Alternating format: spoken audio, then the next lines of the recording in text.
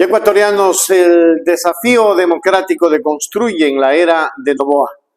En el panorama político actual, Patricio Carrillo, un destacado miembro del partido Construye, ha emitido una declaración contundente.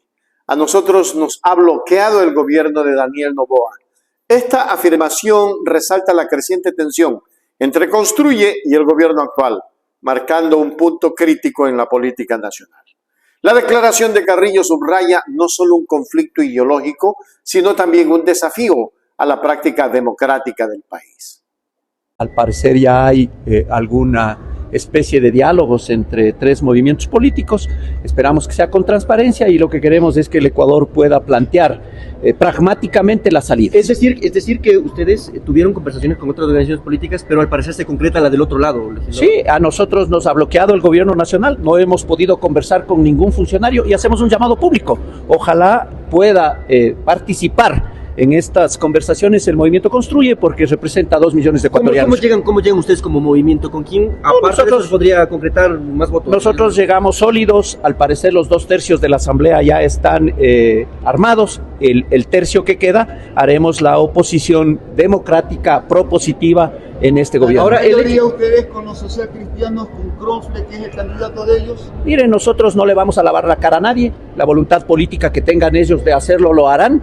Nosotros somos antimafia y ahí hay mucha voluntad política.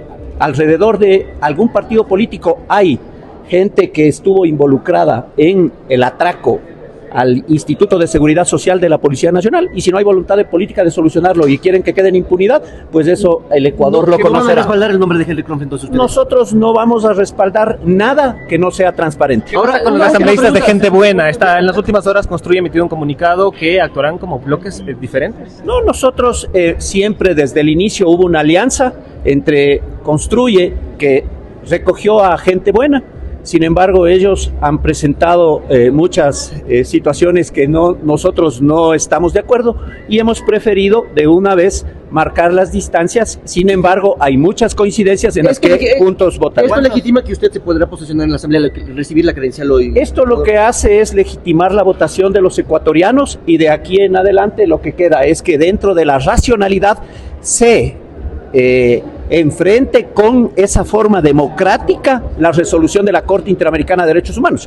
Es allá hacia donde tiene que ir. Si quieren seguir haciendo un circo y no un debate, es una situación de ellos, no de nosotros.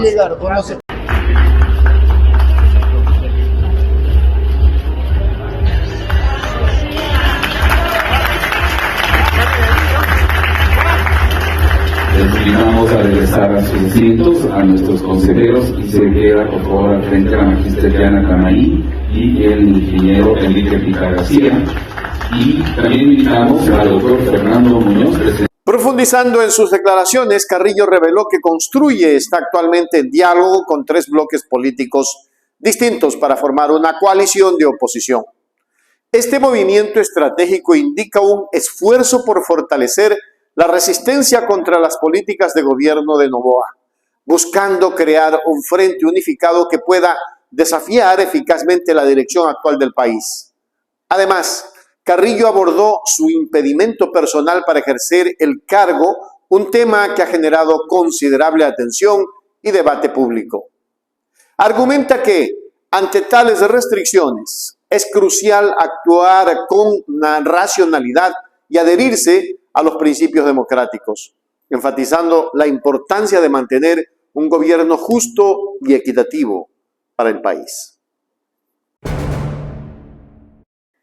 En resumen, las declaraciones de Carrillo no solo arrojan luz sobre la situación política actual entre Construye y el gobierno de Noboa, sino que también plantean preguntas cruciales sobre la salud de la democracia en el país. La apuesta de Construye por formar una coalición opositora refleja un esfuerzo por perseverar los ideales democráticos y garantizar una representación equitativa en el gobierno.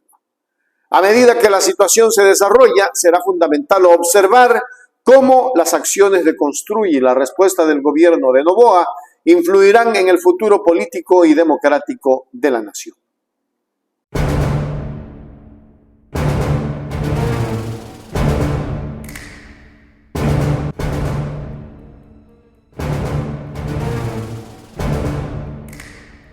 Y atención ecuatorianos, Rafael Correa denuncia presunto plagio en tesis y cuestiona integridad académica en la Universidad Central.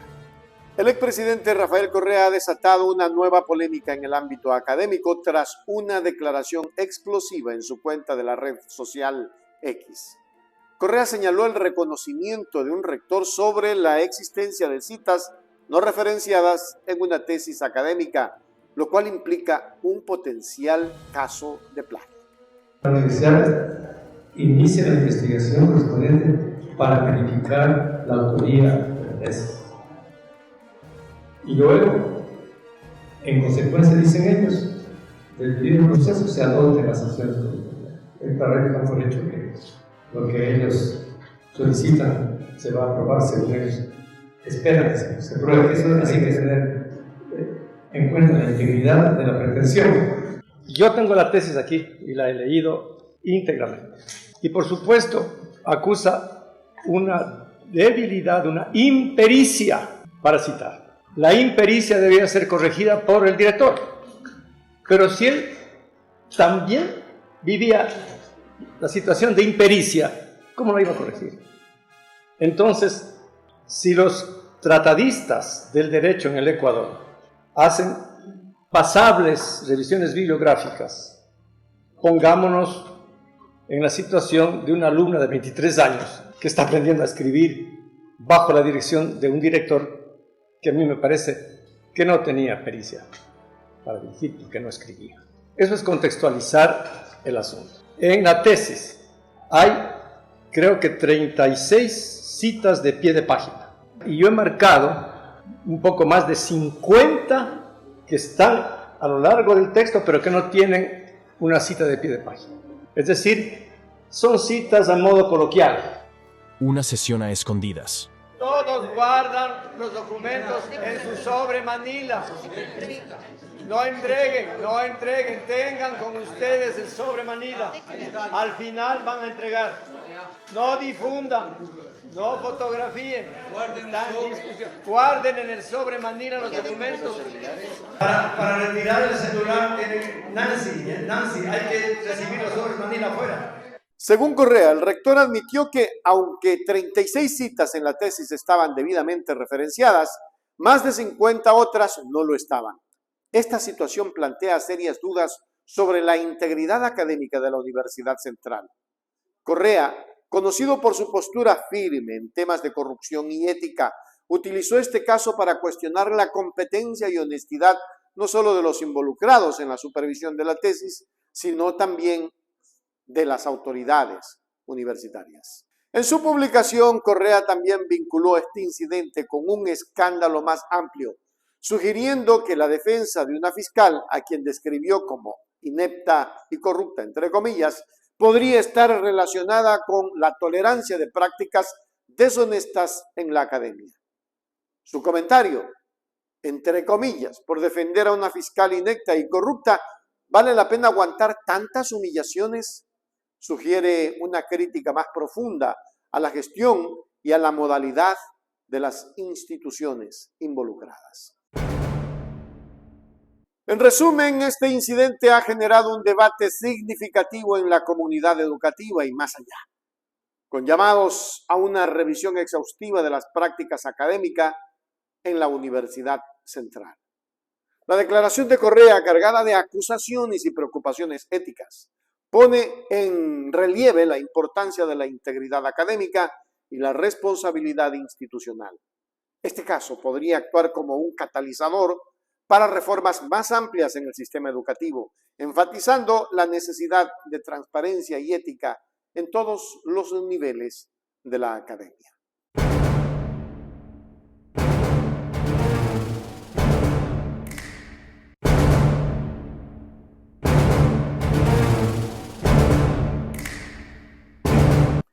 Y atención Ecuador, Soledad Padilla rompe el silencio. Un fuerte llamado a la verdad en la política ecuatoriana. En un evento sin precedentes en el panorama político de Ecuador, Soledad Padilla, una figura hasta ahora reservada, ha irrumpido en las redes sociales con un video contundente. En este, Padilla arremete directamente contra Jorge Glass, ex vicepresidente del país, abriendo un nuevo capítulo en las ya complejas dinámicas políticas de Ecuador. Este acto no solo simboliza una nueva voz en el ámbito público, sino que también representa un desafío a las estructuras de poder existentes. Soy Soledad Padilla, este es mi rostro y esta es mi historia. Mucho se hablaba de mi caso, se ha tergiversado información intentando construir mentiras en mi contra, pero no existe nada más poderoso que la verdad. Trabajé para el ex vicepresidente Jorge Glass desde distintos espacios en varias instituciones, como ya ha sido público. Todo el mundo pregunta, ¿por qué tardé tanto tiempo en denunciarlo? ¿Por qué ahora? ¿Por qué no antes? Cuando eres víctima de violencia y estás frente a una relación de abuso de poder, tienes miedo, tienes muchísimo miedo. Jorge Glass decía constantemente que nadie más me iba a dar trabajo, que nadie me contrataría. Me decía también que él era lo mejor que me podía pasar en la vida. Me decía que todos a mi alrededor creían que él y yo éramos pareja, que yo no debía desmentirlo porque nadie me iba a creer, absolutamente nadie. Me pedía sentarme a su lado en actos oficiales y públicos y siempre le decía que no. Y ante esas negativas se enfurecía. Llegó al punto de hacerme seguimiento y obtener mis movimientos migratorios, porque siempre quería saber cómo, cuándo y dónde estaba. Me preguntó que con cuántas personas me había acostado. Me dijo, incluso, que si le hubiera dicho que tenía pareja, todo hubiera sido diferente, incluidos sus acosos. Pero para mí no era no, con pareja o sin pareja era no. Siempre le dije que no. En algún punto de mi vida normalicé siempre ciertas actitudes, como nos pasa a muchas víctimas de violencia. La historia no nos dice que las personas que imaginamos como normales también hacen cosas monstruosas. Nadie te dice que el villano, el acusador o el maltratador puede parecer una persona normal o incluso un vicepresidente. Me preguntan si tengo miedo. Sí, tengo muchísimo miedo. Pero tengo algo más fuerte y más poderoso, la verdad. Probaré ante la justicia la verdad, porque tengo las evidencias de todo lo que he vivido durante todo este tiempo. La Fiscalía General del Estado ha convocado a Marcela Guiñaga, Luisa González y Paola Cabezas para que rindan su versión. Hoy les pido públicamente y de corazón, como mujer, si su lucha es real, les ruego y asistan y digan la verdad. A ti, Luisa, por todo aquello que conversamos, por la violencia de la que tú has sido víctima en esta organización. Te pido acudas a dar tu versión y no me falles a mí y a todas las mujeres víctimas de violencia. Estas semanas han sido muy dolorosas y revictimizantes para mí. Romper el silencio no es fácil, no lo es. Duele mucho, pero es necesario, porque es lo único que a las mujeres nos permite defendernos frente a la cobardía de un violentador que pretende victimizarse y no hacerse responsable de ser un violentador. No es justo para mí ni para ninguna mujer sobreviviente de violencia que nuestros esfuerzos por defender nuestras verdades se denigren nuestros nombres, nuestra honra y en mi caso mi imagen, la de mi familia y en especial la de mi hijo, que es lo más valioso y sagrado que tengo. Espero que las instituciones del Estado y la función judicial trabajen sobre todo con objetividad y transparencia, donde prime la verdad y no las relaciones de poder. Porque debe haber consecuencias sobre los actos de los agresores, a pesar de todo el poder que tengan o digan tener. Aprendí que las sobrevivientes somos distintas y que podemos hablar fuerte y que debemos perder el miedo a denunciar. Por eso yo decidí hablar. Esta es mi voz, este es mi rostro y esta es la verdad. Soy Soledad Padilla Morán, a la que nunca pudieron controlar y a la que nunca más podrán callar. En el video, Padilla no solo critica a Glass, sino que también menciona una reciente acción de la Fiscalía de Ecuador.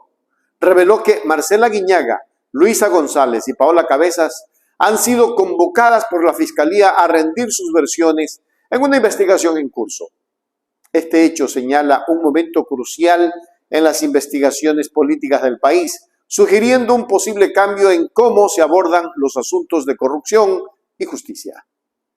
Padilla, con su declaración desafiante de si su lucha es real, digan la verdad, no solo reta a estas figuras políticas, sino que también insta a una mayor transparencia y honestidad en el ámbito político. Con la aparición de Soledad Padilla y su llamado directo a la honestidad en la política ecuatoriana, es una señal de los tiempos cambiantes. Su desafío a Jorge Glass y su impulso para que importantes figuras políticas hablen abierta y honestamente refleja un creciente deseo de responsabilidad y ética en la política. A medida que la situación se desarrolle, será esencial ver cómo las figuras mencionadas responden a este llamado y qué impacto tendrá esto en la política ecuatoriana en general. La intervención de Padilla podría ser un catalizador para una mayor transparencia y reforma en un sistema que busca renovarse.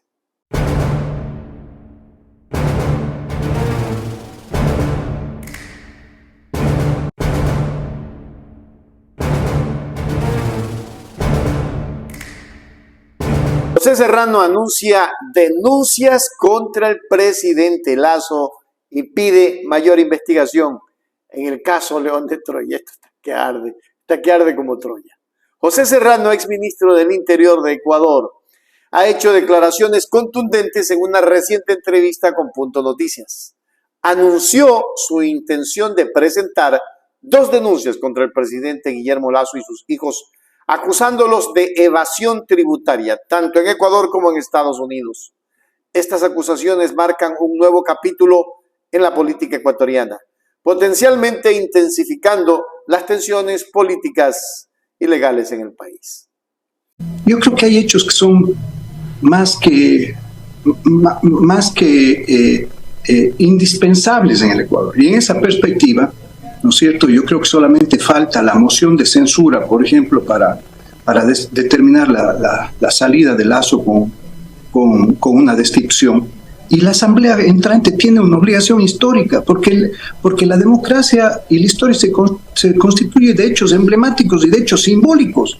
Y que Lasso sea destituido, por ejemplo, por la Asamblea Nacional, creo que es un elemento que el Ecuador lo pide a gritos. Un individuo que se ha burlado de los ecuatorianos absolutamente todos los días de su gestión pública.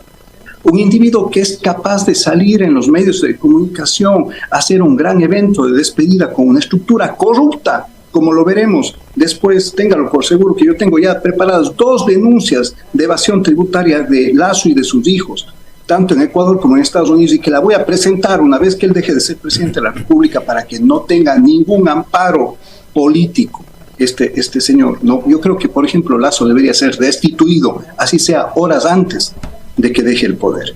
¿Para qué? Para dejar los hechos emblemáticos establecidos en historia. Como un hombre un funcionario público de esa calaña, de esa categoría, puede irse despidiendo del Ecuador y poniendo la banda presidencial al nuevo presidente. A mí hasta me diera vergüenza. Pero no solo eso, sino si tenemos un poco de creencia en las cábalas, en las energías, esa banda presidencial que me la va a poner Lasso, no me la pongo por nada del mundo, no dejo que me la ponga nunca Lasso. Entonces, esos símbolos, más allá de los hechos propios de la justicia, creo que son fundamentales, Alexis. Debe buscarse bajo todos los mecanismos como una acción necesaria de la Asamblea entrante, la censura definitivamente de Lasso. Y a partir de ahí, que se profundice la investigación del caso León de Troya, que se profundice si efectivamente fue Lasso, fue la justicia la que determinó el cierre del caso León de Troya. Las denuncias del teniente Rengel son gravísimas, Mire ese muchacho dónde está. Y perdón que le ponga esa perseguido por la policía, no solo por el gobierno. Un joven oficial de la policía que lo único que hizo es hacer su trabajo. Tiene que ponerse a buen recaudo, en primer lugar, para que no le maten, como mataron a Cherres, como mataron a Villavicencio, ¿no es cierto? Como tuvo que huir el periodista Boscán también fuera del país. Y en segundo lugar, inicia una persecución. Toda la estructura policial, ese mando policial que salió, ¿no?, con ese comandante general Salinas, el propio Carrillo que estuvo a cargo, y él conocía del caso también León de Troya, quería establecer su impunidad a través de posicionarse ilegal e ilícitamente en la Asamblea Nacional. Creo que eso está claro ya, ¿no es cierto? Creo que hay una estructura política, pero al mismo tiempo hay una estructura prácticamente delincuencial que pretendió esconder el caso León de Troya, y eso debe ser investigado hasta el final. En su discurso, Serrano no solo se enfocó en las acusaciones de evasión tributaria, sino que también instó a la nueva asamblea entrante a tomar medidas drásticas, incluyendo la destitución del presidente Lasso. Además, subrayó la necesidad de profundizar en el caso León de Troya, un tema de gran interés y controversia en la esfera política ecuatoriana. Su llamado a una investigación más rigurosa de este caso sugiere una búsqueda de mayor transparencia y justicia en los asuntos gubernamentales. José Serrano también expresó su inconformidad con la despedida del mandato de Lasso, tachándola de corrupta, lo que añade una capa adicional de crítica y desaprobación a la actual administración de Guillermo Lasso. En conclusión, las declaraciones de José Serrano representan un desafío significativo al gobierno de Guillermo Lasso, planteando serias acusaciones que podrían tener repercusiones políticas y legales profundas. La insistencia en la necesidad de una investigación más detallada del caso León de Troya y las acusaciones de evasión tributaria contra el presidente y su familia son indicativos de un ambiente político cada vez más polarizado y conflictivo en el Ecuador. Estos eventos subrayan la importancia de la vigilancia y la responsabilidad en la política ecuatoriana y el papel que juegan los funcionarios y las instituciones en el mantenimiento de la integridad y la justicia en el gobierno.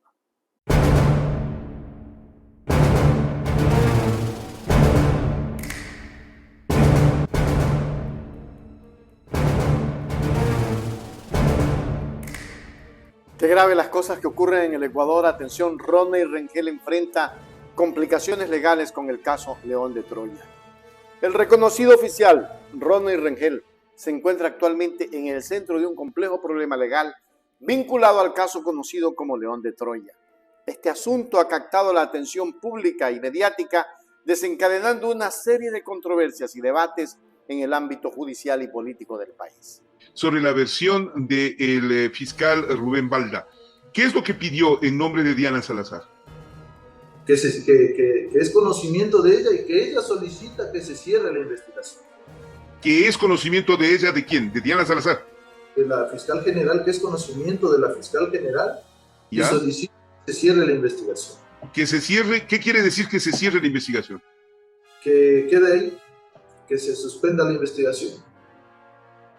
No tiene eso ningún efecto jurídico, ¿verdad? La Policía Nacional, conjuntamente con la Fiscalía, realiza las diferentes coordinaciones para las investigaciones. Y en ese caso, si es que, por ejemplo, yo hago un impulso fiscal y ya no me da paso, no se avanza. ¿Ya? Entonces, al solicitar eso, yo ya no estaba en la unidad. Obviamente, me imagino que fueron estrategias para poder llegar a eso, porque sabían que de mí no iban a encontrar ese resultado. Y fui removido de la unidad. Y otro oficial solicita el cierre y obviamente Fiscalía da paso y se cierra. En Ecuador Inmediato, Rengel reveló detalles impactantes sobre su experiencia y las implicaciones legales que enfrenta. Según sus declaraciones, el fiscal Rubén Balda, bajo la solicitud de la fiscal Diana Salazar, pidió el cierre de la investigación del caso León de Troya. Rengel sugiere que este movimiento fue parte de una estrategia diseñada para finalizar la investigación, basada en la premisa de que no se encontrarían resultados incriminatorios contra él. Además, Rengel expresó su preocupación y descontento sobre cómo fue removido de su unidad, seguido por la solicitud de otro oficial para cerrar el caso, la cual fue finalmente aprobado por la Fiscalía. ¡Qué terrible, ecuatorianos! En situaciones que me encuentro en la clandestinidad, atravesando el problema legal con Fiscalía, en el cual me están investigando a ver si fui yo el que expuso la información, aunque claramente está a Fiscalía, al fiscal nadie le allanó, nadie le quitó los teléfonos como lo hicieron conmigo, o podían haberlo solicitado también que sea voluntariamente, que entregue los teléfonos y la información, aunque después de todo lo que ha pasado se puede hacer muchas cosas. Y esa es la situación. Me encuentro con mi familia desprotegida, yo me encuentro desprotegido y es difícil vivir así, que mi familia no tenga una vida normal. Es duro, es complicado tratar de sobrellevar esta situación. Al menos yo amo la institución policial, amo lo que hago, y atravesar un proceso administrativo luego de que yo traté de llevar mi carrera policial siempre de la mejor manera, y no solamente lo digo yo, tengo una hoja de vida en la que pueden mirar quién he sido yo profesionalmente, y me duele atravesar y tener la posibilidad de que yo sea retirado de las filas policiales.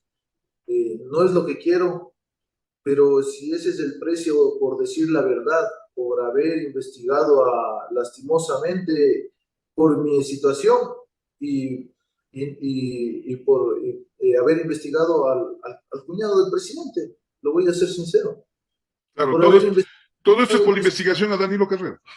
Sí, entonces, atravesar esto por haber realizado mi trabajo, sí me duele, pero si es que es el precio que tengo que pagar por hacer lo correcto, estoy dispuesto a pagar. Sé que el pueblo ecuatoriano será el que luego, que tenga la verdad, verifique la verdad que le estoy diciendo, será el que podrá juzgar. Y en conclusión, el caso León de Troya y las acusaciones contra Rodney Rengel de Fiscalía plantean interrogantes críticos sobre la integridad y la transparencia del sistema judicial. La decisión de cerrar la investigación ha generado un debate sobre la posible influencia de factores políticos en procesos legales y ha puesto en tela de juicio la efectividad de la justicia en casos de alto perfil. La opinión pública permanece atenta a las futuras revelaciones y desenlaces de este caso que continúa desarrollándose. ¿En qué irá a parar León de Troya?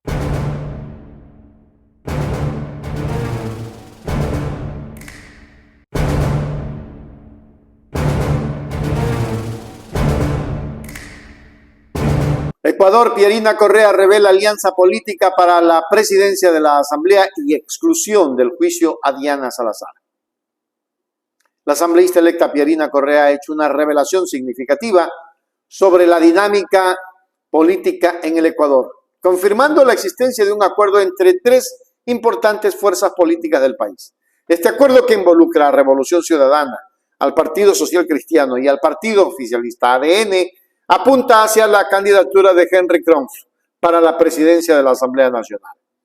Esta noticia marca un desarrollo notable en la política ecuatoriana, evidenciando una alianza inesperada entre partidos que tradicionalmente han tenido diferencias ideológicas, como en efecto ha sido toda la vida. Han estado peleándose siempre. Partido Social Cristiano, que se suma también ADN. ¿Es así? ¿Qué es lo que contempla el acuerdo de actividad? Contempla ejes programáticos en temas de seguridad, turismo, reactivación económica, entre otros.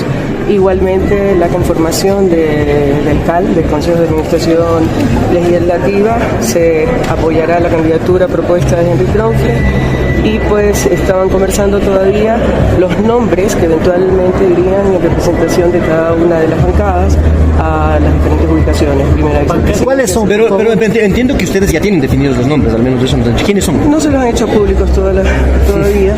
Lastimosamente hay que esperar un poquito más. Recuerden lo que pasó en el 2021. Así es que por esa razón se ha guardado un poquito. Pero en términos generales, ¿qué es lo que ustedes van a buscar ocupar? ¿La primera, la segunda vicepresidencia? ¿Cuántas vocales en el CAL? ¿Cómo queda eso? El número de asambleístas que tenemos, 51, somos el bloque más numeroso, estaríamos buscando la primera vicepresidencia y la primera vocalía. ¿Y las condiciones también se dudan? Las condiciones son, obviamente, cada bloque busca o manifiesta su interés en conformar y eventualmente presidir, pero están definidas más o menos por agrupación, no por nombres todavía. Recuerden que igual cada comisión tiene 9 integrantes. Entonces, una cosa es el apoyo o el acuerdo al que se lleguen las tres fuerzas que están conversando, pero hay otras que tienen... Pero, ¿cuáles ustedes han propuesto presidir? ¿Qué comisiones? Nosotros siempre hemos manifestado el interés de fiscalización, de justicia, de régimen económico, desarrollo económico, GATS, obviamente niñez, pero ya les digo, o sea, son 15 y no me acuerdo. Ahora, ¿ese acuerdo contempla o no contempla un apoyo a un eventual juicio político en la fiscal general o eso quedó fuera de las negociaciones? Entiendo que quedó fuera del tema, sin embargo yo no sé realmente por qué le temen a un juicio político. Es la oportunidad, si es que no se ha hecho nada y no la hace, no la teme, de decir en el proceso. Pierina Correa destacó que el acuerdo entre estos partidos políticos no solo establece un frente común para la elección de la presidencia de la Asamblea, sino que también implica una colaboración en ciertas agendas legislativas. Sin embargo, un punto de interés particular es la exclusión del juicio a Diana Salazar, fiscal general del Estado, de la agenda común. Este aspecto del acuerdo sugiere una estrategia política cuidadosamente calculada y revela las complejidades y negociaciones que se llevan a cabo detrás de escena en la política ecuatoriana. La decisión de excluir el juicio de Diana Salazar de la agenda común podría tener implicaciones significativas en términos de prioridades legislativas y relaciones entre los poderes del Estado. En resumen, la confirmación de Pierina Correa sobre la alianza política para la presidencia de la Asamblea y la exclusión del juicio a Diana Salazar subraya una fase intrigante en la política ecuatoriana. Este acuerdo entre partidos de diferentes espectros políticos para apoyar a Henry Kronf y la decisión de dejar fuera del juicio a la fiscal general ponen de manifiesto las dinámicas cambiantes y a menudo impredecibles del escenario político del país. A medida que Ecuador avanza hacia un nuevo periodo legislativo, será crucial observar cómo estas alianzas y decisiones influenciarán la gobernabilidad, la legislación y la interacción entre los distintos poderes del Estado.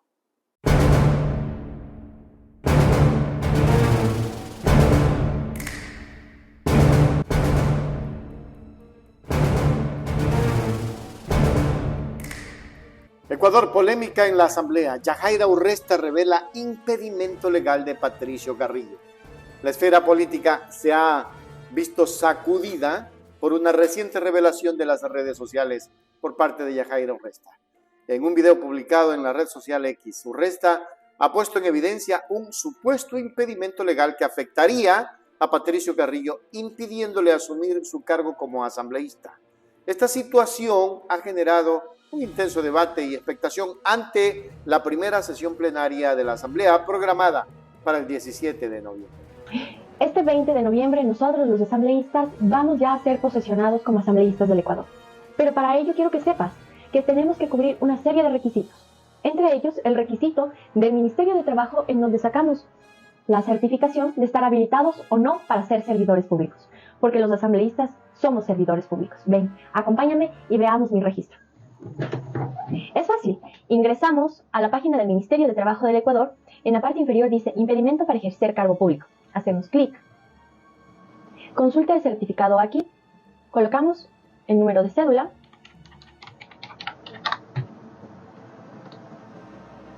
mi fecha de nacimiento y verificamos si tengo o no impedimento. Registra que no tengo impedimento. Vamos a generar mi certificado.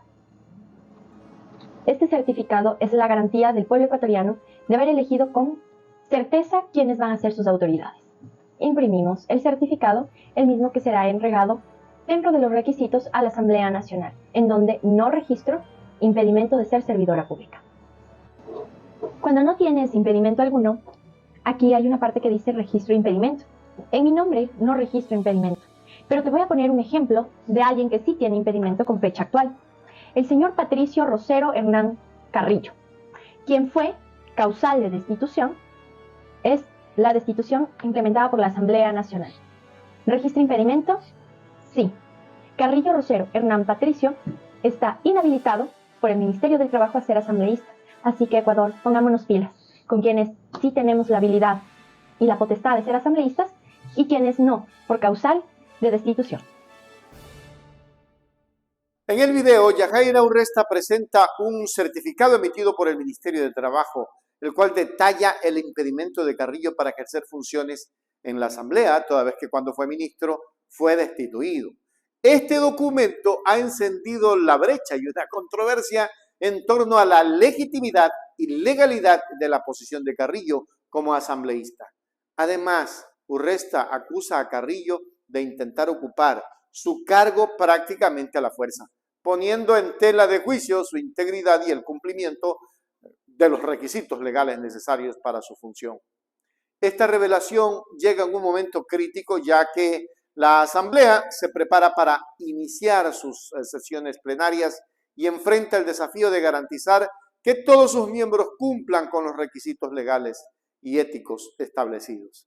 Y ahí hay algo importante que me hicieron notar, pues Recursos Humanos, en el momento en que el señor Carrillo tiene que irse a posesionar, aunque venga con un nombramiento, le va a decir, un ratito, usted no puede. ¿Por qué? Porque usted fue destituido y tenemos un certificado del Ministerio de Trabajo que usted no puede estar en la Asamblea. Los funcionarios públicos son trabajadores del Estado.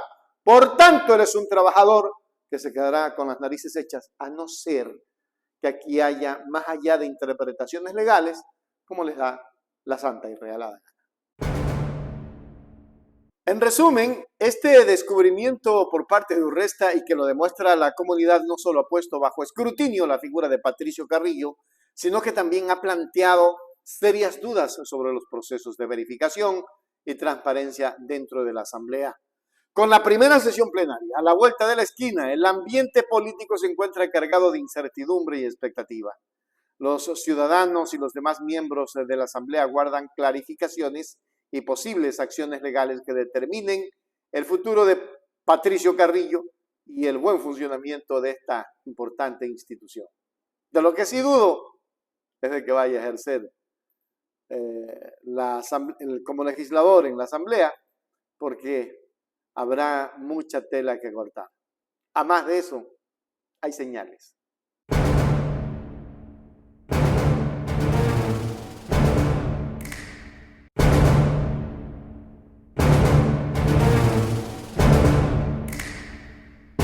Sofía Espín, perspectivas y críticas sobre los ministros del gobierno de Daniel Noboa en Radio Águila. La ingeniera Sofía Espín, asambleísta destacada por la Revolución Ciudadana, ha ofrecido una visión detallada y crítica de los ministros del gobierno de Daniel Noboa durante una reciente entrevista en Radio Águila. Este diálogo proporciona una perspectiva única sobre el funcionamiento interno y las políticas del actual gobierno. Las observaciones de Espín, conocidas por sus análisis agudo y directo, aportan una evaluación importante de los líderes ministeriales y sus impactos en la gobernabilidad y la política nacional. Sería interesante que ya diga el presidente cuáles van a ser el nuevo presidente, cuáles van a ser sus medidas y cuál va a ser su equipo económico. No hemos escuchado el nombre de una nueva ministra de Economía, que bueno, a mí me preocupa un poco, ¿no? Juventud no significa experiencia y capacidad. En general, él nos ha presentado un grupo de futuros ministros con juventud, pero yo no sé si con toda la capacidad y experiencia que el momento lo requiere. Pero en todo caso, tenemos que ver los próximos días cómo se desarrolla y los anuncios que él haga, ¿no? El pueblo es cada vez más pobre, la banca tiene utilidades extraordinarias. Y de hecho era una de las propuestas de nuestra compañera Luisa González, de que a quien teníamos que ponerle un impuesto a esas utilidades extraordinarias, en particular y en primer lugar, es a la banca. Sobre el tema farmacéutico habría que revisar los números, por eso es muy importante pues que envíe el presidente Noboa, tengamos más elementos, que envíe ese proyecto económico urgente y nos diga por dónde va a ir el tema del desarrollo económico del país. Hasta el momento hay muy poca información. Hay muy poca información, ha dicho un tema puntual en la construcción, ha dicho que no va a subir impuestos a la sociedad, digamos, a la clase media, a las clases populares, que no va por ahí su proyecto económico, y el pedido que le ha hecho a organismos multilaterales para tener dinero para poder pagar inclusive sueldos, ¿no? Hay riesgos en el tema del 13º, ¿no? Y los mismos municipios y prefecturas han tenido hasta que salir a marchar para que el gobierno nacional les dé sus asignaciones, es decir, el señor Lasso deja quebrado el país. Durante la entrevista, Espín abordó varios temas claves, incluyendo la eficacia, la transparencia y la competencia de los ministros en sus respectivas carteras. Hizo hincapié en la necesidad de que estos funcionarios cumplan con los más altos estándares de responsabilidad y eficiencia, señalando áreas específicas donde cree que el gabinete de Noboa podría mejorar. Su evaluación no solo se centró en las deficiencias percibidas, sino también en las oportunidades de mejora y desarrollo dentro del gobierno. Estos comentarios reflejan una visión crítica pero constructiva, con el objetivo de impulsar una mayor eficacia y transparencia en la administración pública. En conclusión, la intervención de Sofía Espín en Radio Águila sobre los ministros del gobierno de Daniel Noboa arroja luz sobre importantes cuestiones y gobernanza y administración pública en Ecuador. Su análisis crítico pone de manifiesto la importancia de un escrutinio continuo de los líderes gubernamentales y sus políticas, subrayando la necesidad de una administración pública competente y transparente. Las observaciones de Espín no solo son relevantes para la evaluación del actual gabinete, sino que también ofrecen pautas para la mejora continua y el fortalecimiento de la gestión gubernamental en el Ecuador.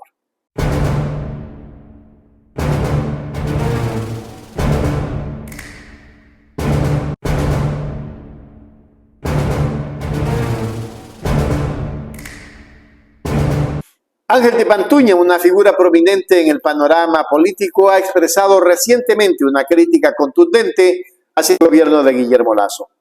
En sus declaraciones, Tipantuña califica al gobierno de Lasso como perverso y cuestiona la afirmación del presidente sobre haber dejado un mejor país.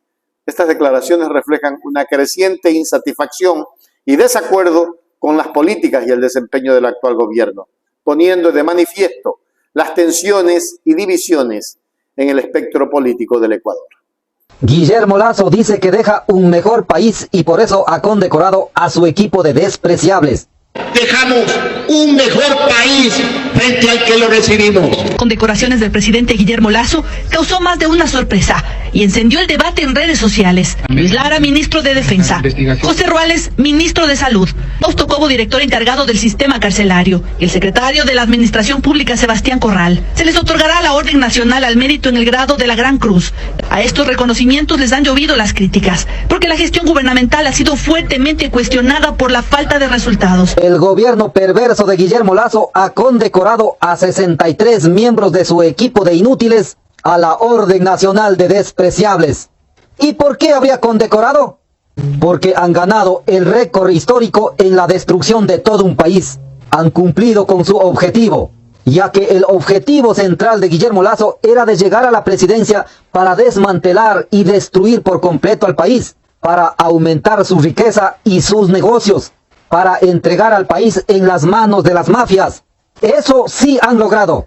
Por eso ha condecorado a su equipo de sinvergüenzas de alto nivel, tales como, por ejemplo, ministro de Salud por haber destruido la política de salud, por tener los hospitales sin el debido mantenimiento, sin médicos, sin el equipamiento y sin medicina.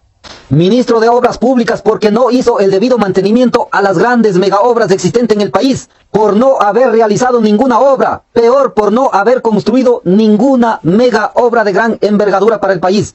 Ministro de Energía por no haber realizado el debido mantenimiento a las hidroeléctricas, a las termoeléctricas, por haber destruido a la matriz energética, por eso que ahora mismo estamos en apagones. Ministro de Seguridad por haber destruido la política de seguridad, por tener desarmado, desmantelado al equipo policial y militar, por haber convertido al Ecuador en el país más inseguro de la región, donde corre sangre todos los días, Dios mío. Y en ese marco todavía dicen que dejan un mejor país. Sí tienen razón, pero dejan un mejor país para los narcotraficantes, para las mafias, para los grupos de crimen organizado, para los banqueros, para los grupos económicos mafiosos. Para ellos, por supuesto que queda un mejor país sacrificando a la gran mayoría de la población ecuatoriana. En este corto periodo de gobierno han seguido culpando a Correa, a la Asamblea Nacional y ahora a la Corte Constitucional. En estos últimos días se conoce que para el evento de transición o entrega de mando a Daniel Noboa costaría alrededor de $600.000 de gasto económico en un solo día. Van destruyendo al país, Dejan sin recurso al Ecuador y todavía van con el equipo de seguridad pagado por los ecuatorianos, Dios mío. Señor Guillermo Lasso, usted y todo su equipo de despreciables se van cometiendo horrores y se van al basurero de la historia. Esperamos que el nuevo gobierno de Daniel Noboa logre recomponer al país. Lo más llamativo de las declaraciones de Tipantuña en su crítica hacia la reciente condecoración que el gobierno de Lasso otorgó a 63 miembros de su equipo, a quienes Tipantuña describe irónicamente como inútiles y los reconoce con la ficticia Orden Nacional de Despreciables. Esta expresión hiperbólica subraya la profunda disconformidad de Tipantuña con la administración actual y su percepción de ineficacia y falta de mérito en las acciones del equipo de Lasso. Esta retórica no solo refleja una postura política firme, sino que también muestra el nivel de polarización y crítica en el debate político de Ecuador. En conclusión, las declaraciones de Ángel Tipantuña constituyen un rechazo rotundo al gobierno de Guillermo Lasso y su equipo, resaltando un clima de crítica y oposición política en el país. Su uso en un lenguaje fuerte y satírico para describir las acciones del gobierno de Lasso reflejan la intensidad del descontento en ciertos sectores de la sociedad ecuatoriana. Estas críticas en el contexto más amplio de la política ecuatoriana evidencian la necesidad de diálogo, evaluación y posiblemente de un cambio de ciertas políticas y enfoques gubernamentales para abordar las preocupaciones y necesidades de diversos grupos y sectores. El país ya no los aguanta más. Ya falta poco para que se vayan.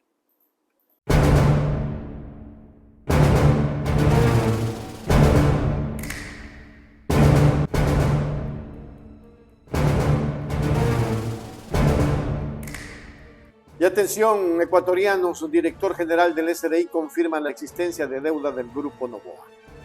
La controversia financiera en torno al Grupo Noboa ha tomado un giro decisivo tras las declaraciones del director general del Servicio de Rentas Internas SRI, Francisco Briones. En una declaración reciente, Briones confirmó la existencia de una deuda pendiente del Grupo Noboa al SRI, aumentando la atención sobre las obligaciones fiscales del prominente conglomerado empresarial. La declaración la hizo en Ecuavisa, en un programa de noticias. Como te digo, el mundo está viviendo una era que creo que todavía no nos damos cuenta cuán desacelerada y cuán complicada está. La China, que normalmente crece a 10%, 8%, 9%, este año está pronosticado que crezca 3 o 4%. Eso es desastroso para el mundo, incluido el Ecuador. Nuestras exportaciones, 600 personas, 600 empresas son pues los grandes de la recaudación de las contribuciones, lo cual es... Y ahí tenemos las dos caras de la moneda que se llama en el cumplimiento de impuestos por mala asesoría.